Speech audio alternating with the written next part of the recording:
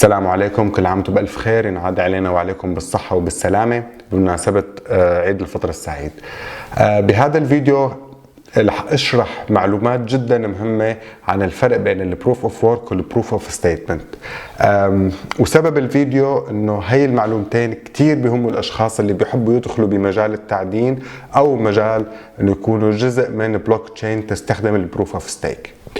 رح نرجع بالزمن لسنة 1983. في مهندسين سيتا دورك وموني نورا، هدول المهندسين عملوا أول نظرية أو حطوا القواعد الأساسية لنظرية اسمها البروف اوف ورك.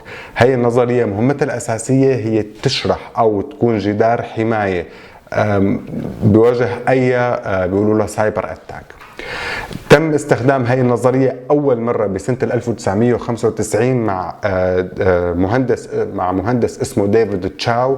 هذا المهندس عمل عملة اسمها الإي كاش. الإي كاش ما نجحت كتير لأنه بهداك الفترة ما كان في التكنولوجيا الموجودة هلا لتقدر تنجح. وبسنة 1998 تم إنشاء أول عملة رقمية لا مركزية كان اسمها البي ماني، وفعلا هي العملة كان المفروض انه تنجح، ولكن اصطدمت بمشكلة كتير كبيرة اللي هي اسمها الدبل سبندينج. الدبل سبندينج هي مشكلة قدر يحلها ساتوشي ناكاموتو بسنة 2008، يقدر يعمل عملة ناجحة. ومثل ما شايفين البيتكوين فعلا لحد اللحظة هي من العملات الجدا قوية، او تعتبر اقوى عملة بسوق العملات الرقمية، ومن العملات اللي اكيد رح يكون لها مستقبل كتير واعد خلال السنوات القادمة. ساتوشي ناكاموتو بسنة 2008 اعتمد على نظرية البروف اوف ورك لتعدين العملات الرقمية. يعني انه لتكون في انشاء للبيتكوين لازم يكون في طريقة تعدين، وبالتالي اي شخص عنده جهاز تعديني بيقدر يخلق او ينشئ بلوك، ينضاف هذا البلوك على البلوك تشين تبع البيتكوين، هو اللي بياخذ الريورد وهو اللي بياخذ البيتكوين كمكافأة. هي طريقة التعدين تعتمد على حل الخوارزمية. لنفترض في عندنا مليون جهاز تعدين بالوقت الحالي، وفي النظرية أو الخوارزمية اللي بدها حل رح تاخذ لنفترض 14 دقيقة. أول شخص بحل هي الخوارزمية هو الشخص اللي بياخذ البيتكوين. فكل ما كان عندك أجهزة تعدين كبير أكثر، كل ما كان في فرصة أكبر لأنك أنت تكون أول شخص يحل المعادلة وتاخذ هذا الريورد. هي اولا. ثانيا البروف اوف ورك تعتمد بالاساس على استهلاك الطاقه لتقدر تحل هي الخوارزميه، لانه الخوارزميه بتزيد صعوبتها وبتقل الصعوبه حسب عدد المعدنين وحسب عدد اجهزه التعدين الموجوده حاليا. فبالتالي استهلاك الطاقه لانشاء عمله رقميه تستعمل البروف اوف ورك كتير كبير. رح نعطي شويه امثله وبعض الاستاتستكس. هلا بالوقت الحالي وقت انشاء 1 بيتكوين او ليتم خلق 1 بيتكوين، انت بحاجه لطاقه كهربائيه تعادل استهلاك 1800 مواطن امريكي باليوم.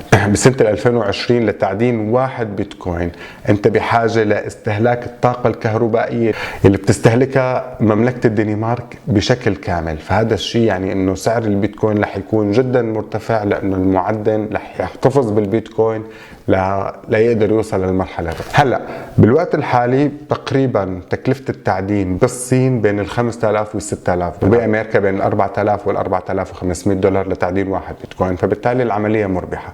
ولكن اذا نحن بنرجع لشهر 11 السنه الماضيه كان سعر البيتكوين 3200 دولار، فكان التعدين بالنسبه للبيتكوين شيء خاسر. طبعا هي المعادله الربحيه تحسب حسب عدد الاجهزه التعدين الموجوده عندك. هي بالنسبه لتعدين عن طريق البروف اوف ورك. اما البروف اوف ستيك هي شيء مختلف تماما عن البروف اوف ورك، لانه هي لا تعتمد على التعدين انما تعتمد على الكونفرميشن. لنفترض في عنا البلوك تشين تبع عملة الناف، لنفترض في بقلبها 100 شخص موجود او 100 معدن او 100 شخص ضمن هاي الشبكة، وصار في ترانزاكشن من والت لوالت، ففي 6 اشخاص رح يعملوا كونفرميشن لهي الترانزاكشن. فالترانزاكشن فيز هي لنفترض 1 ناف، فبالتالي الواحد ناف رح تتقسم على هدول ال6 اشخاص.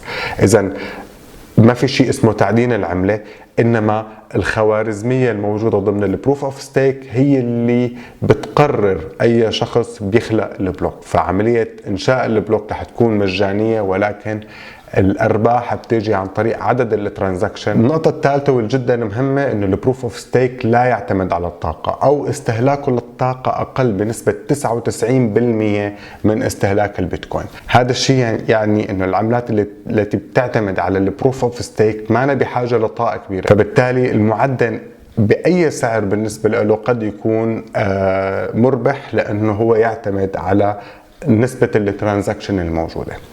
هلا بنهاية هذا الفيديو أنا بدي أخبر إنه الإيثيريوم يعني بالوقت الحالي الإيثيريوم هي عم تنتقل من مرحلة أو من نظرية البروف أوف وورك للبروف أوف ستيك. يعني هذا الانتقال رح يكون سيف ذو حدين بالنسبة لعملة الإيثيريوم. ليش؟ لأنه ما رح يصفي، أو الشخص اللي عم يعدن الإيثيريوم بالوقت الحالي عم يستفيد بشكل كتير كبير من سعر الإيثيريوم اللي بدأ بالصعود من $80 تقريبا ل $250، ولكن بس ينتقل فرح يكون مختلفة تماما. يعني رح تكون المعادلة مختلفة بالنسبة للأشخاص اللي عم يعدنوا بالوقت الحالي عملة الإيثيريوم. هذا الشيء رح أحكي بالتفصيل عنه بالفيديو القادم، وأشرح بالتفصيل كيف عملة الإيثيريوم رح تستفيد من هذا الانتقال، وهل ممكن هذا الانتقال يضر بعملة الإيثيريوم أو لا. بالنهاية بتمنى من الجميع سبسكرايب، شير، نوتيفيكيشن، تنشروا هذا الفيديو لكل أصدقائكم لحتى يستفيدوا بأكبر قدر ممكن. الفيديو القادم رح نحكي عن الإيثيريوم والانتقال للبروف أوف ستيك. شكرا كتير، السلام عليكم.